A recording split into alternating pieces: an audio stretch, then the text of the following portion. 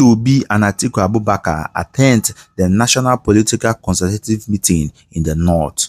Davido, Cubana Chief Priest, visit the Asu Rock as they meet the President Bola Ahmed Tinubu. Okay, guys, on the news today, Obi and Atiku Abubakar was seen at the National Political Consultative Meeting that went down in the North. It seems like Labour Party and PDP are beginning to cook something, and this one was all the whole major political and northern leaders was present at this meeting.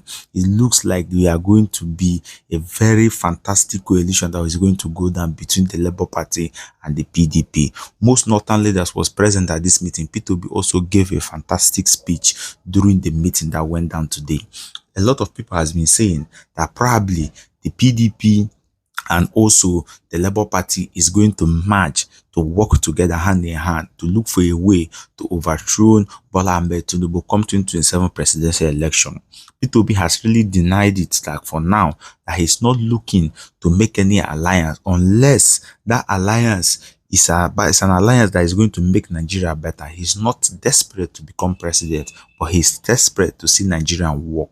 This is a really fantastic idea, if I may say. A whole lot of political leaders and national leaders from the North was present at this meeting as Obi gave a fantastic speech. I'll be sharing with you what Obi had to say during this meeting.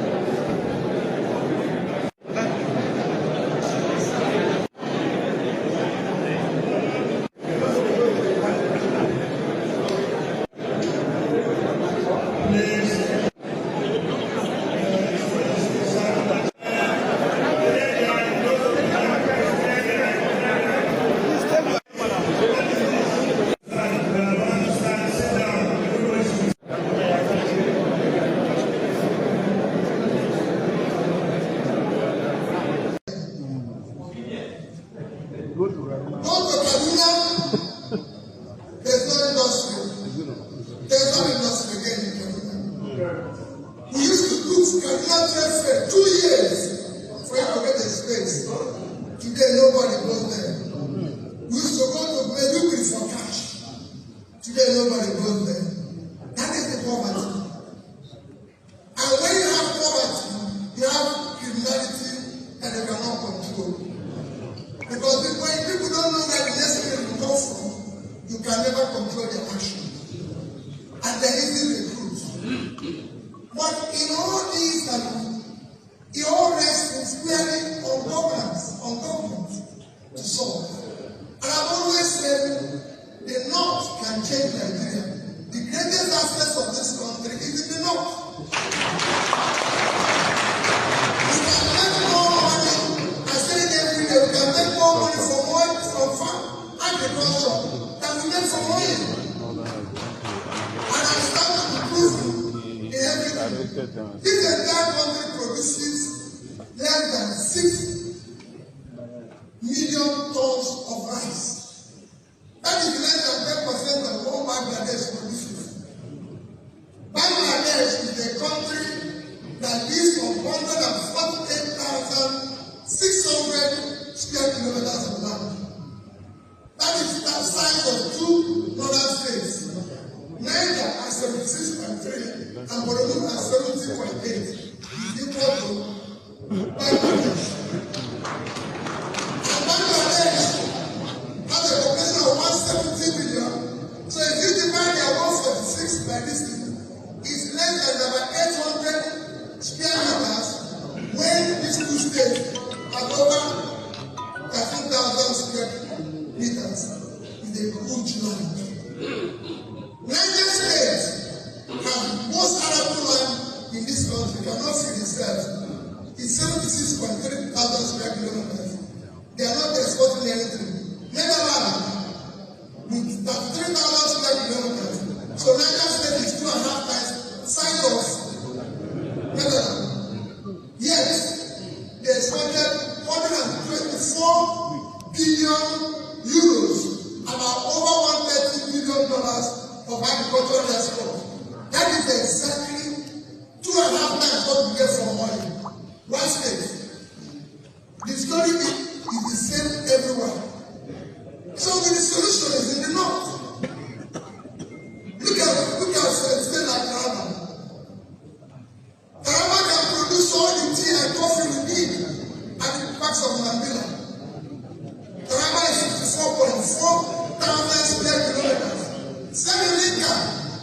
that is taking all their money from you today is 65,000 square kilometers.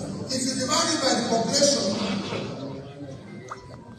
Taraba is 3 times, if not up more than that. And all these states are driving around the north, and I still came.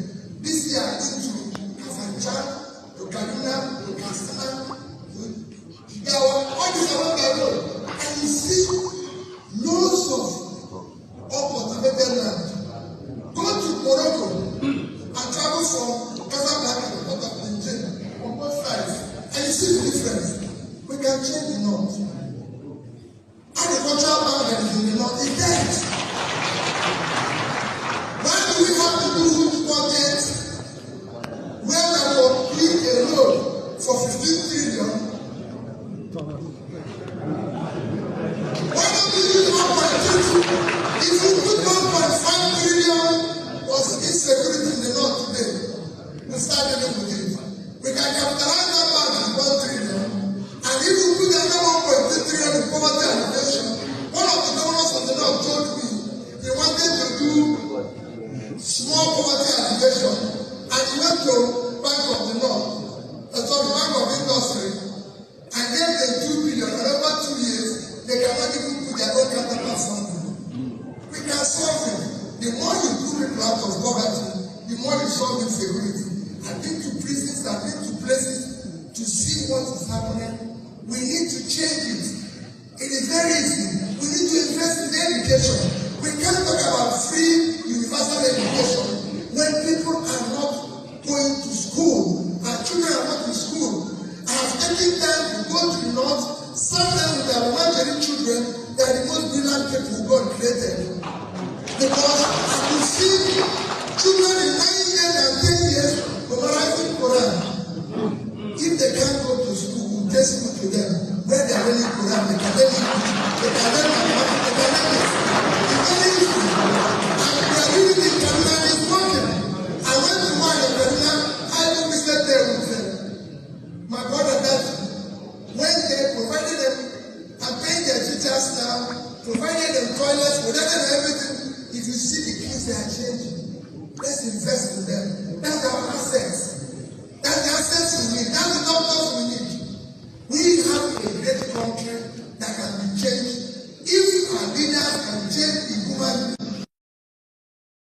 Davido and Cubana chief priest are in Aso Rock as they meet the president Bola Ahmed Tinubu. Okay, guys, Davido and Cubana chief priest meet the president of Nigeria Bola Ahmed Tinubu as they were seen in Aso Rock. They were also given a tour of the Aso Rock villa by the son of the president, Sheyi Tinubu. He was seen taking them around the villa as massive crowd went and followed them. Cubana chief priest was seen going on his knees to greet the president. This video has gotten mixed reaction, and a lot of people has really called him out, saying that it's against the Igbo tradition to see a man go down on his knees to greet somebody. Here is what a lot of people had to say concerning the video.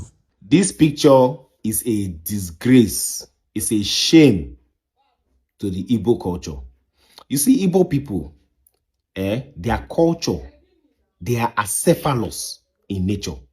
They are very segmentary. They don't believe in, oh, one person our king. Every Igbo man believes that he is a king in his own house. If na Yoruba man need that like this, I waiting concern us. If na D1 lie down for anybody, that is what my culture accepts. But you will be Igbo man, you know fully well that this is fake. This is fake. Imagine Obi Cubana kneel down like this for person. Or imagine Zenko kneel down like this, or Imoni kneel down like this. Their culture does not permit, and it does not mean that they are rude. Now so it be.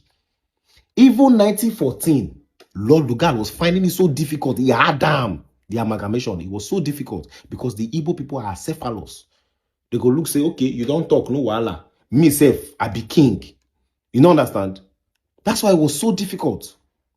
Until today, you can see that it is difficult for the Igbo people to say, oh, this is our leader. And it is in that acephalous nature, now their strength day. So you can imagine how a true Igbo man will feel looking at this picture. Say, Siam. this will not be poor person, no, now billionaire. This is a billionaire like Zenko and billionaire like all those people. Like Vintage. Now, look at him kneeling down.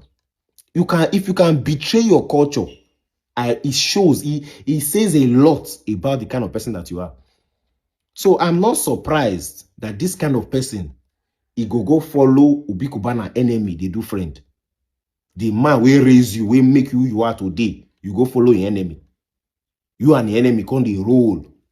You see, but who is Obi Kubana when you can actually live and betray your culture? Everywhere good, my people. Everywhere good. Do you want here?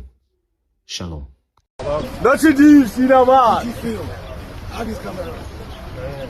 Digital.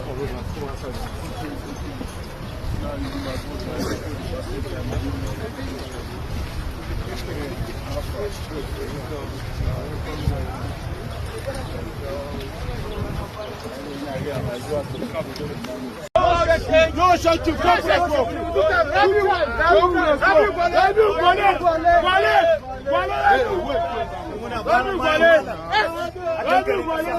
Please.